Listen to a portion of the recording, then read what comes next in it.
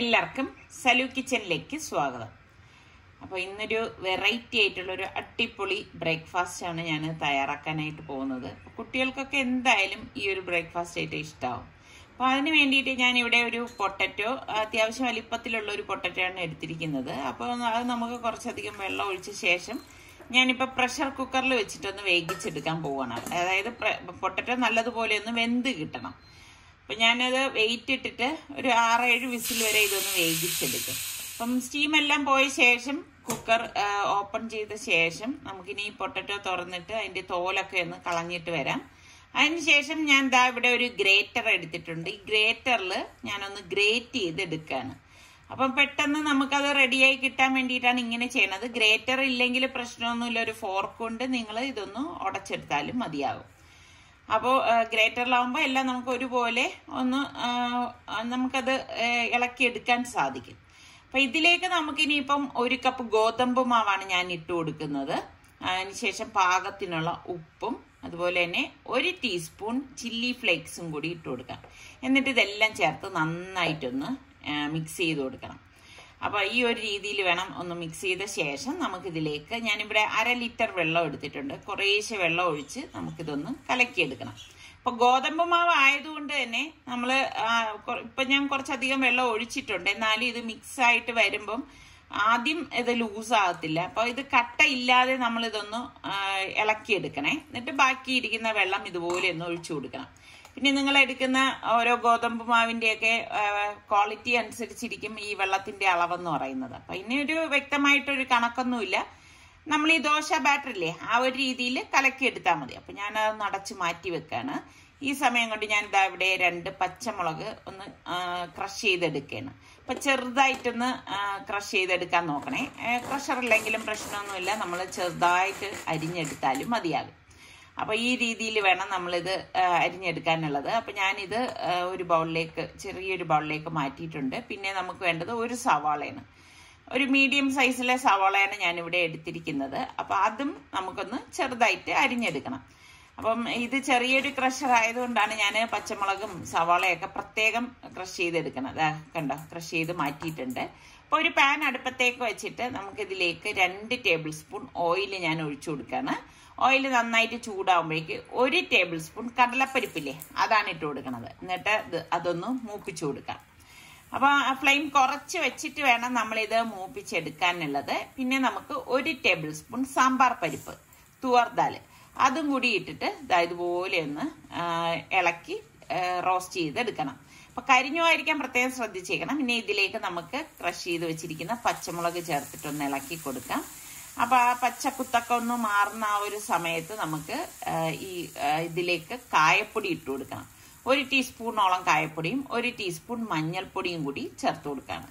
എന്നിട്ട് ഇതുപോലെ ഒന്ന് ഇളക്കി കൊടുക്കണം. ഫ്ലെയിം കുറച്ച് വെച്ചിട്ട് ഇതൊക്കെ ചെയ്യാവൂ കേട്ടോ. പിന്നെ ഞാൻ ക്രഷ് ചെയ്ത് വെച്ചിരിക്കുന്ന സവാള ഉണ്ടല്ലോ അതും കൂടി ഇതിലേക്ക് ഇട്ടിട്ട് ഒന്ന് മിക്സ് ചെയ്ത് കൊടുക്കാം.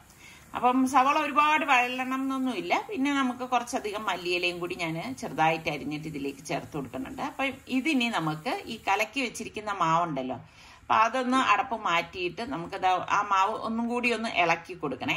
ഇളക്കി ഇതുപോലെ ഒന്ന് മിക്സ് ചെയ്ത് കൊടുത്ത ശേഷം നമ്മൾ ഈ റോസ്റ്റ് ചെയ്ത് വെച്ചിരിക്കുന്നതുണ്ടല്ലോ അത് ഫുള്ളായിട്ട് നമുക്ക് ഇതിലേക്ക് ഇട്ടിട്ട് ഒന്ന് മിക്സ് ചെയ്ത് കൊടുക്കണം. അപ്പോൾ വെറൈറ്റി ആയിട്ടുള്ള നല്ല ഒരു ദോശ തന്നെയാണ് നമ്മൾ തയ്യാറാക്കുന്നത്. നല്ലതുപോലെ ഒന്ന് യോജിപ്പിച്ചെടുത്താൽ മതി. അപ്പം ഞാൻ ഇതിനു മുൻപും ഒരു ഹെൽത്തി ആയിട്ടുള്ള വീറ്റ് ദോശയുടെ റെസിപ്പിയൊക്കെ ഒരുപാട് പോസ്റ്റ് ചെയ്തിട്ടുണ്ട്. അപ്പം നിങ്ങൾ സെർച്ച് ചെയ്ത് നോക്കിയാൽ മതി. അപ്പം ഞാൻ പാനിലേക്ക് കുറച്ച് നെയ്യൊന്ന് ബ്രഷ് ചെയ്ത് കൊടുക്കുകയാണ്. അതിനുശേഷം നമ്മൾ ഈ കലക്കി വെച്ചിരിക്കുന്ന മാവ് ഒന്ന് ഇളക്കിയ ശേഷം ഞാൻ ഇതിലേക്ക് കോരി ഒഴിച്ചു കൊടുക്കുകയാണ്. അപ്പം തിന്നായിട്ട് ഇത് പരത്തിയെടുക്കണ്ട. തിന്നായിട്ട് പരത്തിയെടുത്തു കഴിഞ്ഞാൽ അത് പിന്നെ നമ്മൾ മറിച്ചിടാൻ ഇച്ചിരി ബുദ്ധിമുട്ടായിരിക്കും. അപ്പം ഈ ഒരു രീതിയിലാണ് നമ്മളിത് റെഡിയാക്കി എടുക്കാനുള്ളത്. അപ്പം നമ്മൾ കോരി ഒഴിച്ച് കുറച്ച് കഴിയുമ്പോൾ തന്നെ അത് റെഡി ആയിട്ടുണ്ടാവും. അപ്പം നമുക്ക് ഇത് പാനിലൊന്ന് മറിച്ചിട്ട് കൊടുക്കണം. അപ്പം ഇത്രയേ ഉള്ളൂ സംഭവം. അടിപൊളി കിടു ടേസ്റ്റാണ് കേട്ടോ. അപ്പം നിങ്ങൾ ഈ ഒരു ദോശ ട്രൈ ചെയ്തിട്ടില്ലെങ്കിൽ ട്രൈ ചെയ്ത് നോക്കണം. കുട്ടികൾക്കൊക്കെ എന്തായാലും ഇഷ്ടപ്പെടും. പിന്നെ ഈ ഒരു ദോശ നമ്മൾ ചൂടോടുകൂടി കഴിക്കുന്നതാണ് ടേസ്റ്റ് കൂടുതൽ കേട്ടോ. അപ്പൊ എന്നും രാവിലെ കിച്ചണിലേക്ക് വന്നു കഴിഞ്ഞ് ബ്രേക്ക്ഫാസ്റ്റ് ഉണ്ടാക്കുന്ന ടൈം ആവുമ്പോഴേക്ക് എന്നെ അലട്ടുന്ന പ്രശ്നം എന്ന് വെച്ചാൽ എന്ത് ഹെൽത്തി ആയിട്ടുള്ള ബ്രേക്ക്ഫാസ്റ്റ് ഉണ്ടാക്കും എന്നുള്ളതാണ്. അപ്പൊ എന്നെ പോലെ ചിന്തിക്കുന്ന എത്ര പേരുണ്ട്? എനിക്കൊന്ന് ഒട്ടുമിക്ക പേരും ആ ഒരു ചിന്തയുള്ളവർ തന്നെ ആയിരിക്കും. അപ്പം ഇങ്ങനെയൊക്കെയാണ് ഞാനിങ്ങനെ ഓരോ റെസിപ്പികളൊക്കെ റെഡിയാക്കി എടുക്കുന്നത് കേട്ടോ. ഹെൽത്തി ആയിരിക്കാൻ വേണം, എന്നാൽ കഴിക്കാൻ നല്ല ടേസ്റ്റ് വേണം, അങ്ങനെ കരുതിയിട്ടാണ് ഇതുപോലെയൊക്കെ ഉണ്ടാക്കുന്നത്. പിന്നെ ഇതിന്റെ ചട്നിക്ക് വേണ്ടിയിട്ട് ഞാൻ 1/2 കപ്പ് തേങ്ങ മിക്സിയുടെ ജാറിലേക്ക് എടുത്തിട്ടുണ്ട്. 2 ടേബിൾ സ്പൂൺ പൊട്ടുകടലയും പിന്നെ ഒരു ചെറിയ ചുവന്നുള്ളിയും ഒരു ചെറിയ പീസ് ഇഞ്ചിയും കുറച്ച് മല്ലിയിലയും പച്ചമുളക് 2 എണ്ണം, അത് നമ്മുടെ എരിവിന്റെ പാകത്തിനും പിന്നെ പാകത്തിനുള്ള ഉപ്പ് ഇട്ടിട്ട് ഇതൊന്ന് അടിച്ചെടുക്കും. ഒന്ന് അടിച്ചെടുത്ത ശേഷം നമുക്കിതിലേക്ക് ഒരു 2 വലിയ ടേബിൾ സ്പൂണിൽ തൈരും കുറച്ച് വെള്ളം കൂടി ഒഴിച്ചിട്ട് വീണ്ടും ഇതൊന്ന് അടിച്ചെടുക്കാം. അപ്പൊ ഈ ദോശയ്ക്ക് പറ്റിയ നല്ല ഒരു തേങ്ങ ചമ്മന്തിയാണിത്. അപ്പൊ ഇതിനിടയിൽ ഞാനിങ്ങനെ ദോശ ചുട്ടോണ്ടിരിക്കുന്നുണ്ടായിരുന്നു കേട്ടോ. അപ്പൊ ഈ പാനിൽ തന്നെ ഞാൻ 2 ടേബിൾ സ്പൂൺ ഓയിൽ ഒഴിച്ച ശേഷം നമുക്കിതിലേക്ക് ഒരു 1/4 ടീസ്പൂൺ കടുകിട്ട് പൊട്ടിച്ചു കൊടുക്കാം. പിന്നെ നമുക്ക് വറ്റൽമുളക്, ഞാൻ ഒരു വറ്റൽമുളക് ഇതുപോലെ ഒന്ന് മുറിച്ചിട്ട് കൊടുക്കാണ്. അതുപോലെ തന്നെ കുറച്ച് കറിവേപ്പിലയും കൂടി ഇട്ട് കൊടുത്ത ശേഷം ആ താളിച്ചത് നമുക്ക് ഈ ഒരു ചമ്മന്തിയിലേക്ക് ഇട്ട് കൊടുക്കാം. അപ്പൊ ഇത്രയേ ഉള്ളൂ. ഈ ദോശ ഉണ്ടാക്കുന്ന നേരം തന്നെ നമുക്ക് നല്ല ഒരു ചമ്മന്തിയും റെഡിയാക്കി എടുക്കാം. ഇതാണ് നമ്മളുടെ ഇന്നത്തെ ബ്രേക്ക്ഫാസ്റ്റ് എന്ന് പറയുന്നത്. ഇനിയിപ്പൊ നോമ്പൊക്കെ വരെയല്ലേ, അപ്പൊ ഞാൻ ഗരം മസാല പൊടി ഉണ്ടാക്കാൻ വേണ്ടിയിട്ട് നമ്മളുടെ ഈ ഗരം മസാലയ്ക്കുള്ള പാക്കറ്റ് വാങ്ങിക്കാൻ കിട്ടുമല്ലോ. അപ്പൊ ആ മസാല 2 പാക്കറ്റ് ഞാൻ ഇട്ടിട്ടുണ്ട്. അപ്പൊ ഇതിന്റെ കൂട്ടത്തിൽ വലിയ വലിയ പീസ് പട്ടയൊക്കെ ഉണ്ടെങ്കിൽ ഞാൻ എടുത്തങ്ങ് മാറ്റും.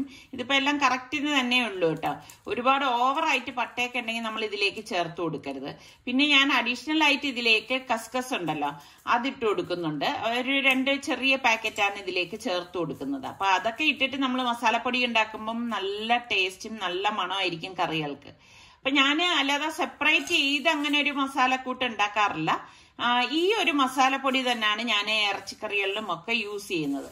അപ്പൊ ഇത് ഫ്ലെയിം കുറച്ച് വെച്ചിട്ട് വേണം നമ്മൾ ഇതുപോലെ ഒന്ന് ഇളക്കി അതൊന്ന് വറുത്തെടുക്കാനുള്ളത്.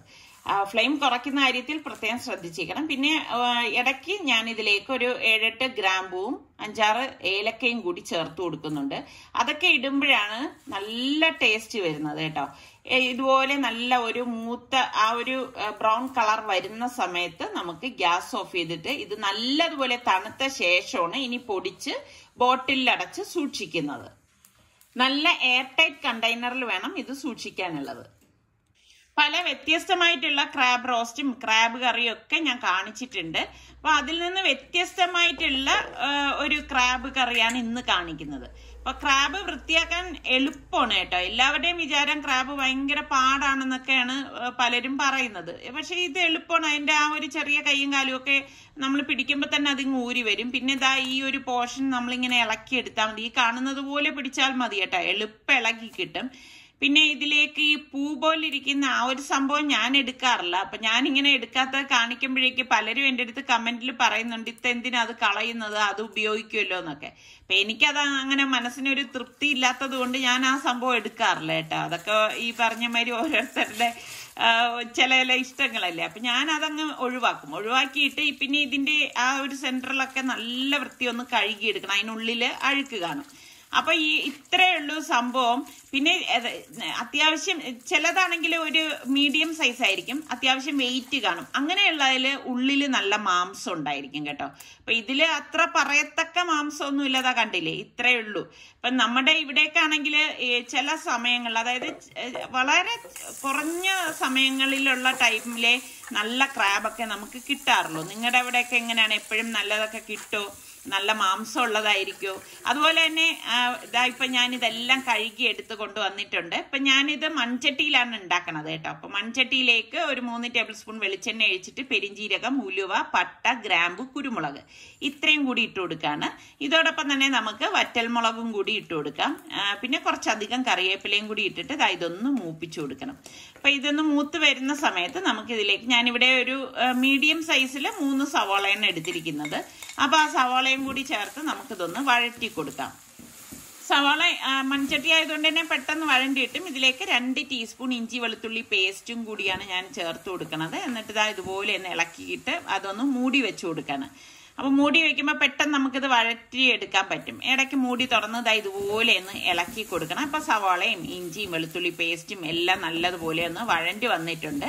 അപ്പോൾ ഇനി ഇതിലേക്ക് നമുക്ക് പൊടികൾ ചേർത്ത് കൊടുക്കാം. ഞാനിതിലേക്ക് 1 ടീസ്പൂൺ മഞ്ഞൾപ്പൊടിയും 3 ടീസ്പൂൺ കാശ്മീരി ചില്ലി പൗഡറും 3 ടീസ്പൂൺ മല്ലിപ്പൊടിയും 1.5 ടീസ്പൂൺ ഗരം മസാലപ്പൊടിയും പാകത്തിനുള്ള ഉപ്പും ഇട്ടിട്ട് ഇതുപോലെ ഒന്ന് ഇളക്കി കൊടുക്കും. അപ്പോൾ ഇനിയിപ്പോൾ ഫ്ലെയിം കുറച്ച് വെച്ചിട്ടാണ് ഞാൻ ഇളക്കുന്നത്. പിന്നെ ഞാനിവിടെ 1 കപ്പ് തേങ്ങാപ്പാൽ എടുത്തിട്ടുണ്ട്. 2 പാലാണ് ഞാനിവിടെ എടുത്തിരിക്കുന്നത് കേട്ടോ. അതും കൂടി ഒഴിച്ചിട്ട് ഇതുപോലെ ഒന്ന് ഇളക്കി കൊടുക്കാം. അതായത് ഒരുപാട് കട്ടിയുമില്ല ഒരുപാട് ലൂസും അല്ലാത്ത തേങ്ങാപ്പാലാണ് ഞാൻ ഒഴിച്ചു കൊടുത്തിരിക്കുന്നത്. ഇതുപോലെ ഒന്ന് ഇളക്കിയിട്ട് നമുക്ക് പാകത്തിന് ഉപ്പൊക്കെ ഉണ്ടോ എന്ന് നോക്കണം. അതിനുശേഷം നമ്മൾ ഈ വൃത്തിയാക്കി വെച്ചിരിക്കുന്ന ക്രാബ് ഉണ്ടല്ലോ അത് ഇതിലേക്ക് ഇട്ട് കൊടുക്കാം. എളുപ്പമാണ് കേട്ടോ ഇത് ഉണ്ടാക്കിയെടുക്കാൻ. അപ്പം നിങ്ങൾ ഉണ്ടാക്കി നോക്കിയിട്ടില്ലാത്തവരാണെങ്കിൽ ഈ രീതിയിൽ നിങ്ങൾ ട്രൈ ചെയ്ത് നോക്കൂ. ട്രൈ ചെയ്ത് കഴിച്ച് നോക്കിയിട്ട് പറയും എങ്ങനെ ഉണ്ടായിരുന്നു എന്നുള്ളത്. അപ്പോൾ ഇതുപോലെ ഒന്ന് ഇളക്കിയെടുക്കണം. അപ്പം ഇത്രയേ ഉള്ളൂ. ഇനി ഇതിലേക്ക് ഒരുപാട് വെള്ളമൊന്നും ചേർത്ത് കൊടുക്കരുത് കേട്ടോ. ഓവറായിട്ട് ഇതിൽ നമ്മൾ വെള്ളമൊക്കെ ചേർത്ത് കഴിഞ്ഞാലും അത്ര ടേസ്റ്റ് ഒന്നും ഉണ്ടാവത്തില്ല. അപ്പോൾ ഇതിപ്പം നല്ല മസാലയൊക്കെ പിടിച്ച് വരുന്ന ആ ഒരു പരുവമാണ്. ഒരു 2-3 മിനിറ്റ് ഞാൻ ഇങ്ങനെ ഒന്ന് ഇളക്കി കൊടുക്കുന്നുണ്ടായിരുന്നു കേട്ടോ. അതിനുശേഷം നമുക്കിനി ഇത് മൂടി വെച്ചിട്ടാണ് റെഡിയാക്കി എടുക്കാനുള്ളത്. അപ്പോൾ ഒരു സൈഡിൽ ചോറും റെഡിയാവുന്നുണ്ട്.